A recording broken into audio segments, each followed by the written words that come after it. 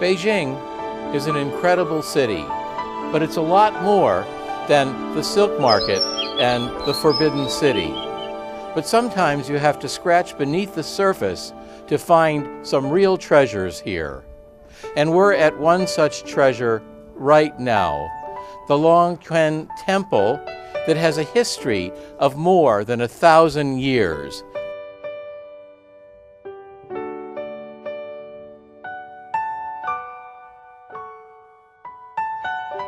And I'm going to show you how old it really is.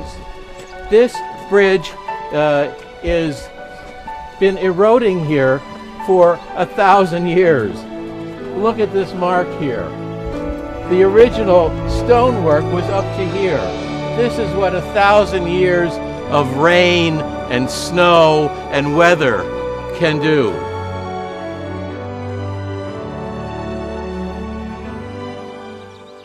This bridge is the Golden Serpent Bridge. And under this bridge was, according to legend, it's reputed, there's a golden serpent that lives here. And also, this bridge was built by the first abbot of this venerable monastery. Previously, the abbot was only able to get across this water, this stream, by, according to legend, riding on the back of a big tortoise.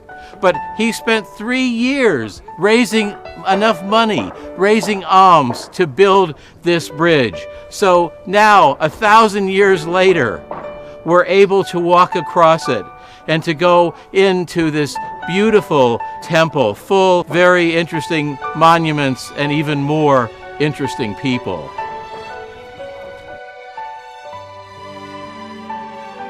And here's another interesting thing. During the same time period, the Liao dynasty, a very old dynasty in China, we have this tree up here. This is a ginkgo tree. And this tree is interesting because it's also 1,000 years old. But what's fascinating about this tree is that people have seen an old man with a long white beard wandering around here. And actually, some people have seen that man disappear into the trunk of this tree. So many people believe that this man is the god of the tree. And there are people who are alive today who have actually seen this man, this god of the tree.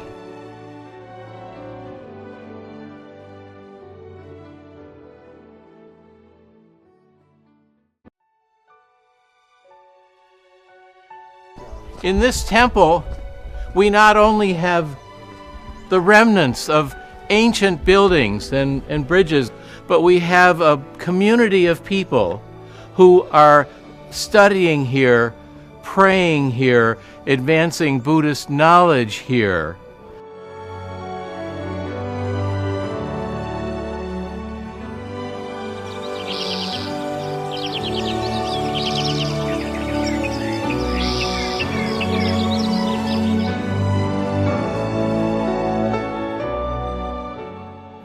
And what's amazing to me of this place is that many of the monks here gave up an ordinary life like we have, but these are people who went to the best universities in China, the Harvards and MITs of China, to become monks and to devote themselves to Buddhist study and to a life of contemplation.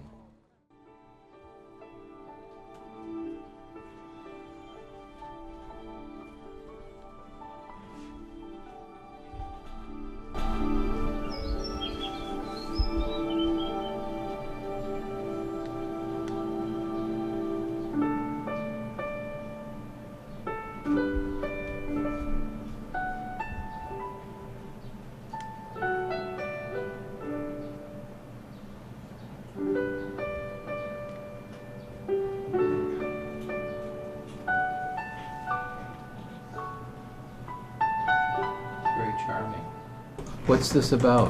What lesson am I seeing here? 对，它是讲我们来到这个世界上不是来享受的，是要来创造的。通过我们的这个工作，可以把很多关于佛法的内涵关于佛法的智慧，能够用这种大家喜欢的方式展现出来，让大家可以接受，让大家了解到这个真正有智慧的这种佛法的这种精髓。Very nice to see you again. Nice to see you. I think your colleagues and your abbot are very enlightened to use the internet, to use the blogs, and to use the modern technology to educate people about Buddhism in our modern age. So it's an ancient and venerable tradition being used with the modern technology. Yeah, the abbot is very young, just about 47 years old. I think he knows the internet, the modern technology quite well, and he is very familiar with the modern technology, especially the information technology. As early as in the February of 2006, he posted his first article on the Serpent blog, and at that time he was known, the event was acknowledged as the first one of the 10 great events in the religious circle in Chinese religious circle in that year. Yes. And I think that you have 8 languages. Is that right? That you use online? Is that right? Yes. And I'm interested to know. You probably can track where many of the people are who are reading the abbot's messages. So, are there people looking in from every continent, from Africa, South America, and many faraway places? Yes, I think the readers are from all over the world. I think it's a remarkable use of the new technology. Yeah, you can see the responses from the different users from different countries, and if the abbot has time, he himself really come to the computer to answer the questions. Yeah. I think it's very, very good. Keep up the good work. Yes. Thank you. Thank you. Now we're at the heart of the earth organic farm, an important part of this monastery. Important because Buddhism shows a respect for nature. One of the amazing things here that I found is this building over here. This is a tea house that we're going to, or a place for meditation. And what I like about this place is that it shows the respect that the monastery and that Buddhism has for nature. Look at this tree.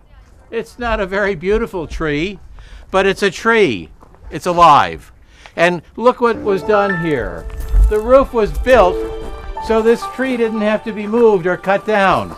So up here on the roof, there's several holes so the tree can still live and can live side by side with the people who are enjoying the tea house or who is meditating. I think this is very, very special.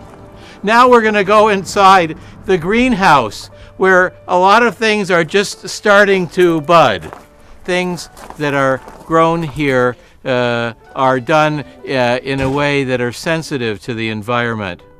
If an insect is found, the insect is moved from the plant to a special area where the insect can live by itself, but not to disturb the things that are growing here.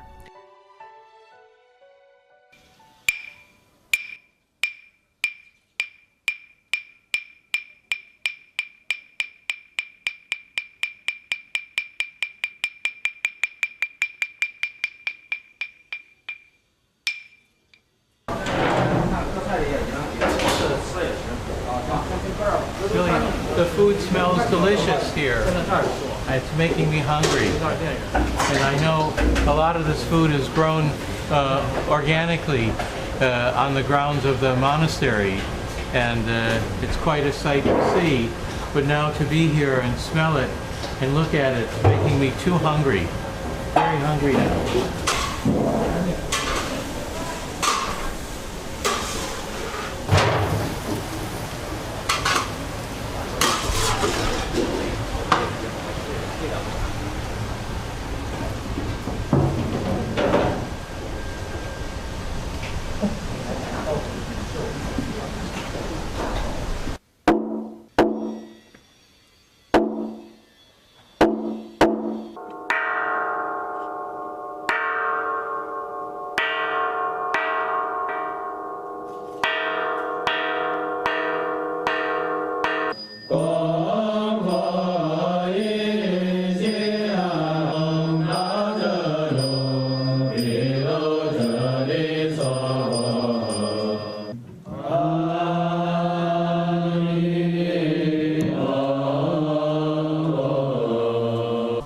something very special about coming here during a mealtime. It's a very spiritual experience, unlike what we may be used to in the West, where eating is to satisfy our desires. Here it's a time for additional contemplation and thought in a very spiritual atmosphere. Nobody talks, but the people contemplate, pray, chant, and think, because the body is a temple, and the body needs sustenance in order to serve God, in order to do good deeds, and in order to serve others. Now we're in the west yard of the monastery, and this part of the yard has remnants that are over a millennium old. People come here, as they have for hundreds of years, to worship and to chant to this very day. And I've had a revelation here because I remember once speaking to a very high-level government official in Washington, and he told me in Washington that if you took the high road of ethics and morality, that you'd encounter little or no traffic. Well, in this monastery, we can encounter a lot of ethics and morality. And how do I know it? Because we've walked around and we've seen people practicing it, breathing it, eating it, sleeping it. And also, it's memorialized on the mountain up here. And so this is how I know that this is a place of ethics and morality.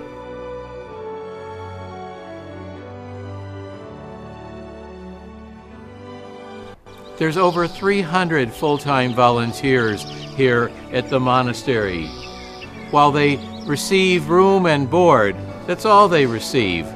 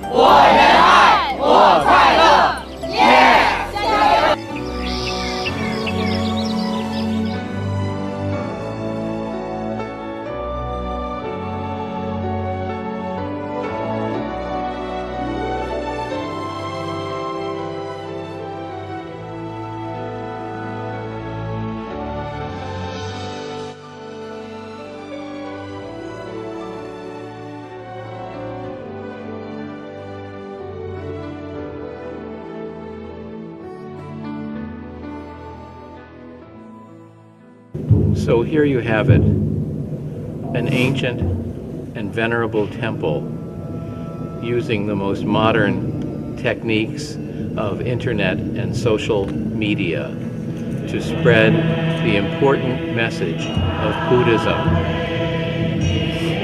A lot of this progress would not have occurred without the leadership and inspiration of the abbot of this temple, the venerable abbot Shui Sheng. And this abbot has told me in a communication, and I wanted to read it verbatim because every word is important.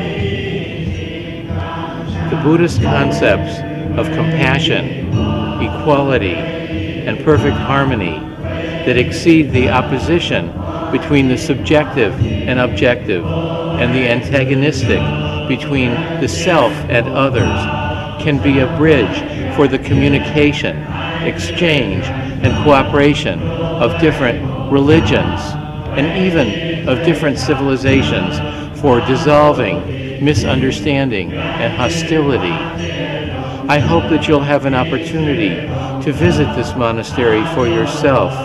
A few years ago, very few visitors have come here, but now over 1 million people come here each year to see this wonderful place with a rich history, a prosperous present, and an unlimited future.